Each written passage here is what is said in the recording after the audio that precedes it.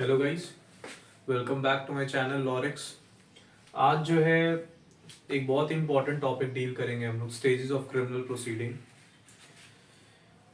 और सीआरपी, जैसा हमें पता है कि सीआरपीसी को रिप्लेस किया जा रहा है भाई बीएनएसएस, भारतीय नागरिक सुरक्षा संहिता।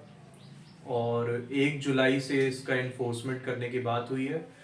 तो हम दोनों को कंपैरेटिवली लेके चलेंगे, सीआरपीसी और बीएनएसएस दोनों को साथ साथ देखेंगे, दोनों के प्रोविजंस को भी। क्योंकि अभी केरला का जल्दी नोटिफिकेशन आया था और वहाँ पे दोनों सीआरपीसी को भी, बीएनएसएस को भी, और आईपीसी, बीएनएस और एविडेंस के साथ जो आया है उसके साथ भी इन 6 को एक साथ रखा गया है, सिलेबस का पार्ट बनाया गया है। तो होप सो यूपी में भी ऐसे ही हो और अदर स्टेट भी इस चीज़ को फॉलो करें। बट लेकिन हमें पढ़ना तो है ही। तो हम दोनों को कंपैरेटिवली यहाँ देखेंगे कि दोनों जो है उसके प्रोविजंस क्या क्या हैं। तो लेट्स सी, क्रिमिनल प्रोसीडिंग के स्टेजेस देखेंगे। वैसे तो अगर आप ट्रायल देखेंगे जब सीआरपीसी में, अगर हम देखें, और वही बीएनएसएस में भी अगर देखें, तो वहाँ पे डिफरेंट काइंड ऑफ ट्रायल आपको देखने को मिलते हैं। जैसे कि trial by court of session अलग हो गया, ट्रायल बाय वारंट केस अलग हो गया, ट्रायल ऑफ समन केस अलग हो गया, ट्रायल है जो पुलिस रिपोर्ट पे इंस्टीट्यूटेड मामले हैं उनके ट्रायल अलग होते हैं। ऐसे ही अदर देन पुलिस रिपोर्ट जो है उसका ट्रायल अलग होता है। तो ऐसे ही क्रिमिनल ट्रायल अलग अलग होते हैं, डिफरेंट डिफरेंट कंडीशंस में डिफरेंट डिफरेंट ट्रायल होते हैं। बट यहाँ पे जो हम देख रहे हैं वो 3 स्टेजेस देख रहे हैं क्रिमिनल प्रोसीडिंग के, कि क्रिमिनल प्रोसीडिंग जो है उसके 3 मेन स्टेजेस क्या क्या हैं। वैसे तो इसके अंदर बहुत सारी चीजें छुपी हैं, बट हमें मेन जो है फोकस करना है इसमें कि 3 स्टेजेस क्या हैं।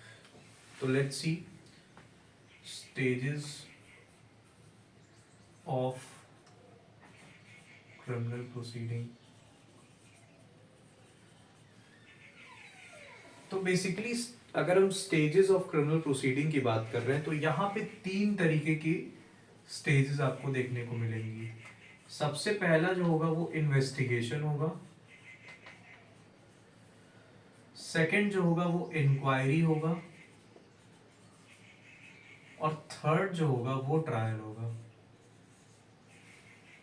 तो 3 हिस्से में जो है क्रिमिनल प्रोसीडिंग को हम बांट सकते हैं यहाँ पे। इसकी जरूरी नहीं है कि बस इसके बाद डायरेक्ट यही होगा, ठीक है। इसके बाद भी बहुत सारी चीजें अंदर इसके छुपी हुई हैं। जैसे इन्वेस्टिगेशन तो तब शुरू होता है जब एफआईआर होता है, बेसिक अगर हम बात करें तो। एनसीआर भी होता है, वो अलग चीज है। पहले हम नॉर्मल देखते हैं। अगर एफआईआर होगा, एफआईआर के बाद इन्वेस्टिगेशन होता है। इन्वेस्टिगेशन के बाद जो है, इन्वेस्टिगेशन में जो भी पुलिस ऑफिसर्स जो भी है वो इन्वेस्टिगेट करते हैं मामले को, और आफ्टर इन्वेस्टिगेशन वो एक रिपोर्ट तैयार करते हैं, पुलिस रिपोर्ट जिसको कहा जाता है। और उसी पुलिस रिपोर्ट के अंतर्गत जो है वो चार्जशीट भी आती है और आपका फाइनल रिपोर्ट लग जाता है। अगर कोई एविडेंसेस नहीं मिले तो फाइनल रिपोर्ट लग जाता है। उसके बाद जो है इंक्वायरी होगी, ठीक है। अगर चार्जशीट जो गई यहाँ पे, ठीक है, उसके बाद मैजिस्ट्रेट यहाँ पे क्या करेगा, इंक्वायरी करेगा। और उसके बाद जो है चार्जेस फ्रेम करने होते हैं। चार्जेस फ्रेम हुआ या फिर अगर नहीं बना कोई चार्ज तो डिस्चार्ज हो जाता है यहीं पे यहीं। और फिर जो है आपका ट्रायल शुरू होता है।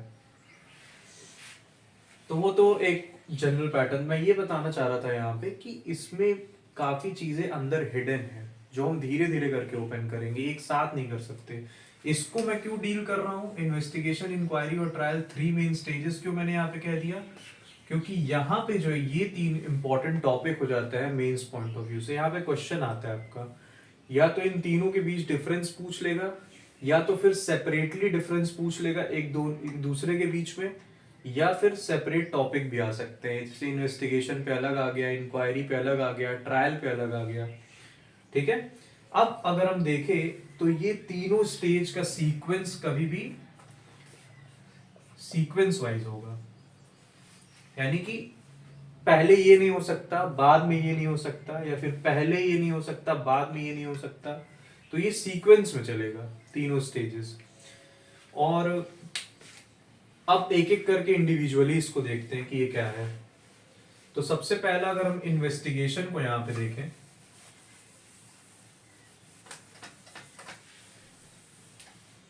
इन्वेस्टिगेशन को देखते हैं।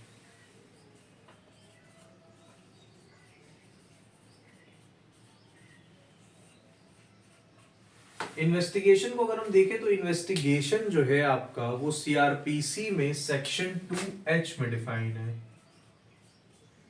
ठीक है, सीआरपीसी, देखिए मैं इसमें सी लिख दूंगा, ऐसे तो समझ जाएगा सीआरपीसी। और नए वाले जो बीएनएसएस है, भारतीय नागरिक सुरक्षा संहिता, उसमें जो है सेक्शन 2 क्लॉज 1 सब क्लॉज आपका 2H में ये है, और 2 क्लॉज सब 1 और L में, नए वाले में L में इसको रखा गया है। ठीक है, तो धीरे धीरे आपको प्रोविजंस का यूज टू होना पड़ेगा, क्योंकि अब चेंज हो गया है जो कि, तो सेक्शन बेस्ड क्वेश्चन आने की पॉसिबिलिटी एग्जाम्स में ज्यादा रहेगी। ठीक है, तो हम मेनली फोकस करेंगे टॉपिक्स पे भी और सेक्शन पे भी। ठीक है, अब यहाँ पे इन्वेस्टिगेशंस को देखते हैं। इन्वेस्टिगेशन क्या है? तो इन्वेस्टिगेशन जो है आपका वो फर्स्ट स्टेज है। किसी भी अगर क्रिमिनल प्रोसीडिंग को देखें तो उसकी शुरुआत तो होती है एफआईआर से। ठीक है, एफआईआर क्या होता है? की होता है, क्रिमिनल प्रोसीडिंग के स्टार्ट होने का की होता है। बट जो पहला स्टेज होता है क्रिमिनल प्रोसीडिंग का, वो होता है आपका इन्वेस्टिगेशन। और ये इन्वेस्टिगेशन जो है वो पुलिस ऑफिसर करता है या तो, और any other person authorised bye magistrate,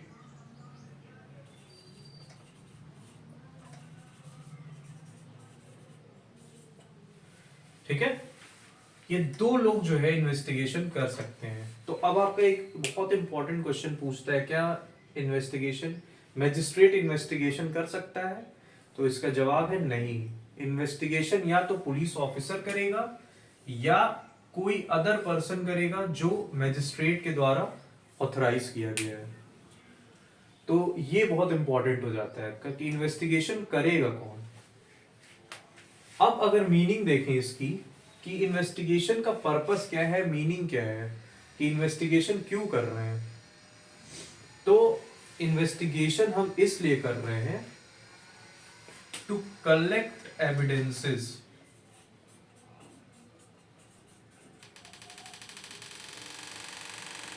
तो एविडेंसेस को जो है कलेक्ट करने के लिए इन्वेस्टिगेशन किया जा रहा है।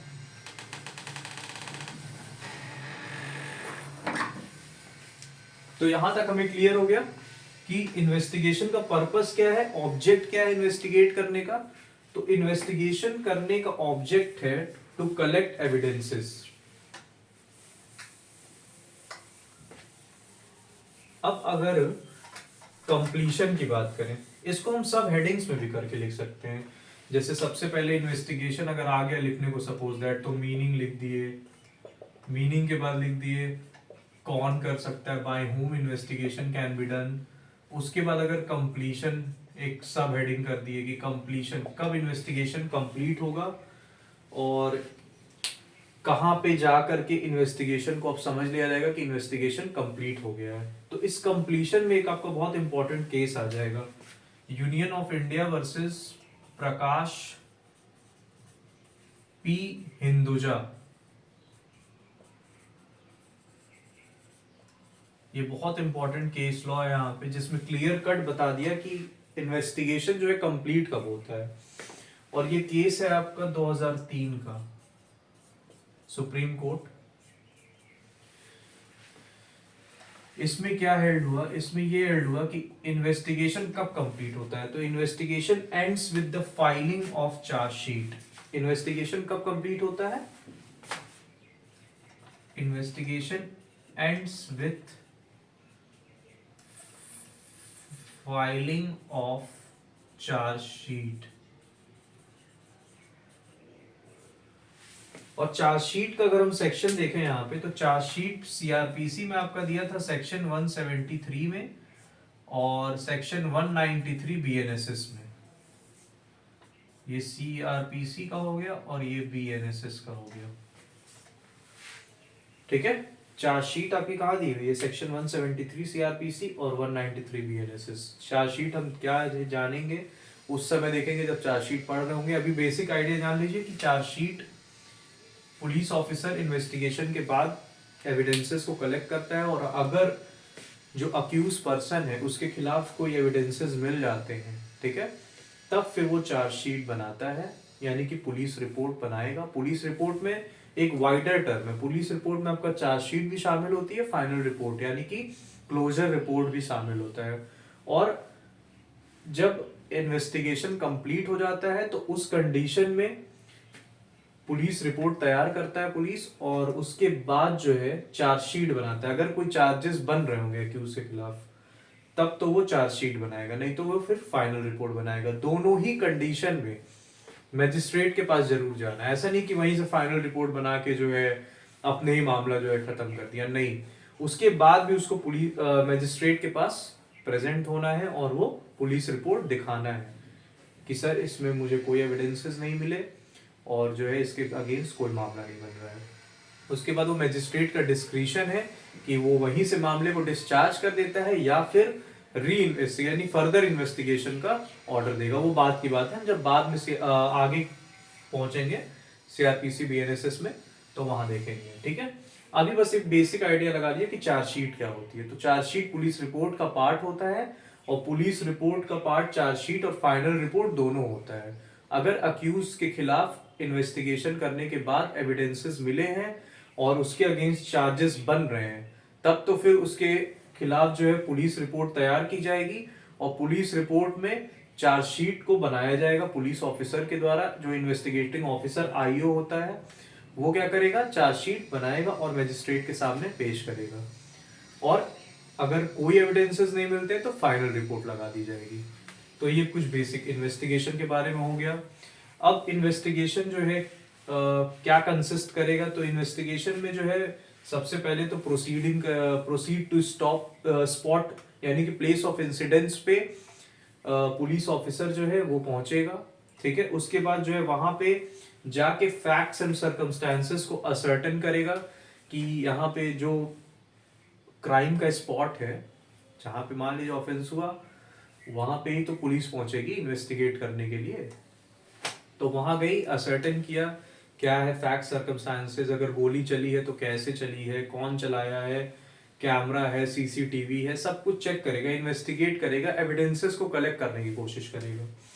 उसके बाद डिस्कवर करेगा कि ये अरेस्टेड पर्सन जो है उसने ही किया है कि नहीं किया है, जिसको अरेस्ट किया गया है वही है क्राइम करने वाला बंदा या नहीं है, वो सब चेक करेगा। उसके बाद जो है एविडेंसेस को कलेक्ट करेगा, और उसमें जो है वेरियस पर्सन्स को, वेरियस विटनेसेस को जो है एग्जामिन करेगा कि क्या आपने देखा था ये ऑफेंस होते हुए, ये वो सब कुछ। तो ये सारी चीजें जो है स्टेप्स हैं इन्वेस्टिगेशन करने की पुलिस ऑफिसर के। तो इन्वेस्टिगेशन आई होप सो समझ में आ गया होगा। अब अगर नेक्स्ट हम देखें इंक्वायरी क्या होती है, तो इंक्वायरी जो है वो एक बहुत इंपॉर्टेंट स्टेज है क्रिमिनल प्रोसीडिंग का, और इंक्वायरी जो है वो मैजिस्ट्रेट से रिलेटेड होती है। इंक्वायरी देखते हैं, तो इंक्वायरी जो है आपका वो इंक्वायरी सबसे पहले तो ये देखें कि इंक्वायरी वेरी डिफाइंड है कि नहीं, ये चीज देखना है। तो इंक्वायरी जो है आपका सीआरपीसी में सेक्शन 2 क्लॉज जी में डिफाइंड है, और बीएनएसएस में I think section 2 clause 1 sub clause के में डिफाइंड है, ठीक है। और इंक्वायरी होता क्या है, ठीक है। तो इंक्वायरी अगर हम देखें, इंक्वायरी की मीनिंग क्या है, सेक्शन क्या प्रोवाइड कर रहा है, तो उसमें लिख दिया गया डायरेक्ट कि it means every inquiry other than trial, यानी कि सारी इंक्वायरियों को इसमें शामिल कर दिया, ट्रायल के अलावा जितनी भी इंक्वायरी है जो मैजिस्ट्रेट या कोर्ट करता है, ये चीज बस सिंपल फॉर्म में वहां लिख दिया गया। उससे कुछ समझ नहीं आया, तो अगर हम एक आसान भाषा में देखें कि इंक्वायरी क्या है, जनरल मीनिंग देखें, तो इंक्वायरी वो स्टेज है जहां पे मैजिस्ट्रेट या कोर्ट अपना जुडिशियल माइंड अप्लाई करेगा।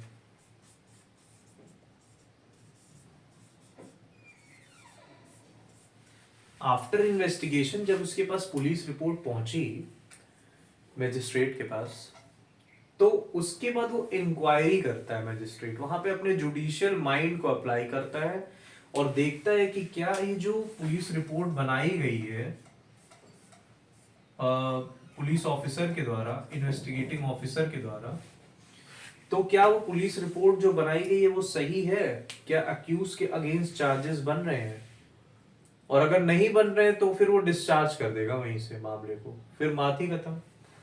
कोई चार्जेस ही नहीं बने तो डिस्चार्ज कर देगा।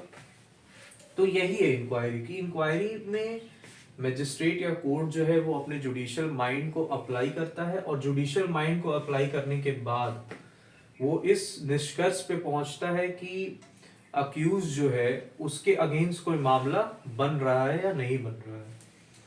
अब अगर देखें तो मीनिंग हो गया। अब इंक्वायरी कौन करता है, बाय हुम? तो इंक्वायरी जो है वो मैजिस्ट्रेट या कोर्ट करते हैं। मैजिस्ट्रेट और कोर्ट के द्वारा ही इंक्वायरी होती है। और अगर इंक्वायरी कंप्लीट कब मानी जाती है, कंप्लीशन कब होता है इंक्वायरी का? तो इंक्वायरी का कंप्लीशन होता है with the framing of charge और डिस्चार्ज। यानी कि जब इंक्वायरी हो जाती है, यानी कि इंक्वायरी एंड कब होगी, इंक्वायरी कंप्लीट कब मानी जाएगी? इंक्वायरी कंप्लीट तब मानी जाएगी जब मैजिस्ट्रेट या कोर्ट जो है चार्जेस फ्रेम कर दे या उसको डिस्चार्ज कर दे। अब अपना जुडिशियल माइंड वो अप्लाई कर चुके, यानी इंक्वायरी कंप्लीट हो गई और वो अब एक रिजल्ट, एंड रिजल्ट पे पहुंचे कि हाँ या तो इसके अगेंस्ट जो मामला बन रहा है तो वहां पे वो चार्जेस फ्रेम कर देंगे उसके अगेंस्ट, या फिर वहीं से उसको डिस्चार्ज कर दिया जाएगा। तो इंक्वायरी का कंप्लीशन तभी माना जाता है। और इंक्वायरी बहुत इजी है अगर आप समझे तो। बस इतनी ही चीजें अगर हम देखें, मीनिंग हो गया, कौन करेगा, और इंक्वायरी कंप्लीट कब होगी, और उसका डेफिनेशन लिख देंगे। अब आते हैं ट्रायल पे।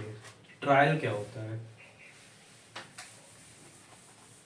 ट्रायल देखते हैं क्या होता है। ट्रायल जो है, अभी मैंने आपको बताया था डिफरेंट काइंड ऑफ ट्रायल है सीआरपीसी में। ट्रायल बेसिकली अगर ट्रायल टर्म देखें तो ट्रायल टर्म जो है डिफाइंड नहीं है, सीआरपीसी में भी और बीएनएसएस में भी, दोनों जगह ट्रायल डिफाइंड नहीं है। नए वाले सीआरपीसी, नए वाले बीएनएसएस में भी जो है नहीं डिफाइन किया गया ट्रायल को। तो ट्रायल की मीनिंग देखें। ट्रायल की मीनिंग ये है कि ट्रायल एक जुडिशियल प्रोसीडिंग है, यानी कि ये केवल एक जुडिशियल ऑफिसर के द्वारा ही किया जा सकता है। ये जुडिशियल प्रोसीडिंग है जिसके थ्रू अक्यूज का जो है गिल्ट या इनोसेंस फाइंड आउट किया जाए।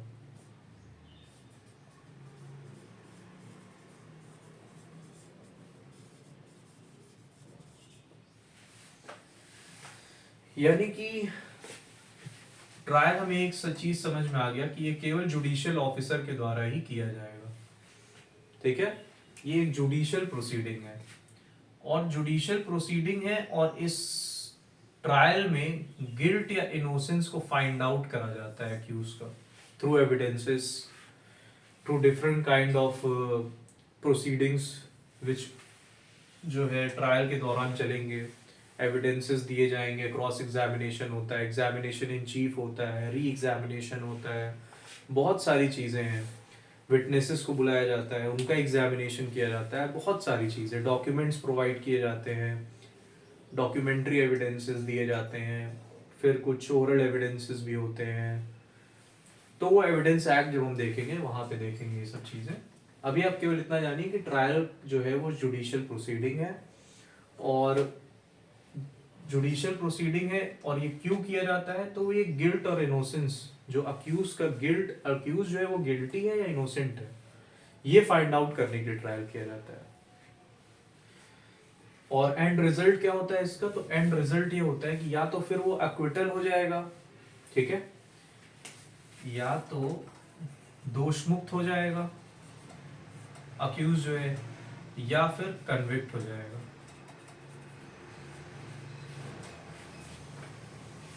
ठीक है, या तो एक्विटल हो जाएगा, कन्विक्शन हो जाएगा। ये जजमेंट का पार्ट होता है।